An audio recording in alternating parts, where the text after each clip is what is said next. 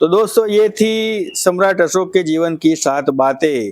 पहला, धर्म परिवर्तन और बौद्ध धर्म का प्रचार, यानी अशोक के कलिंग युद्ध में हुई भारी जानहानि और विनाश देखकर हिंसा से दूर होने का संकल्प किया और बौद्ध धर्म अपना लिया। उन्होंने अहिंसा, करुणा और धार्मिक सहिष्णुता के सिद्धांतों का प्रचार किया।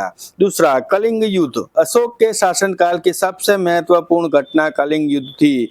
यह युद्ध जितना विनाशकारी था उतना ही उसके जीवन को बदलने वाला सिद्ध हुआ। इस युद्ध ने उसके हिंसा को छोड़ के धर्म की ओर बढ़ने के लिए प्रेरित किया।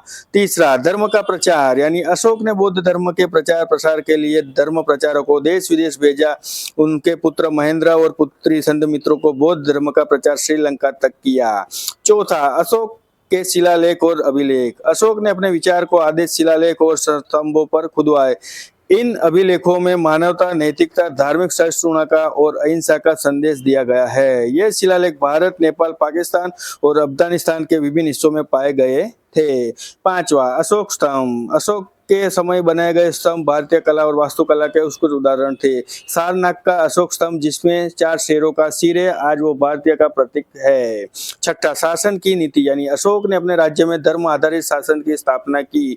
उन्होंने अपने अधिकारियों को प्रजा की भलाई और धार्मिक सहिष्णुता के सुनिश्चित के लिए नियुक्त किया। सातवां, महान शासक और मानवतावादी दृष्टिकोण, यानी कि अशोक केवल एक महान विजेता ही नहीं बल्कि एक दूरदर्शी और मानवतावादी शासक से। उन्होंने अस्पताल, धर्मशालाएं और सड़कें बनाई।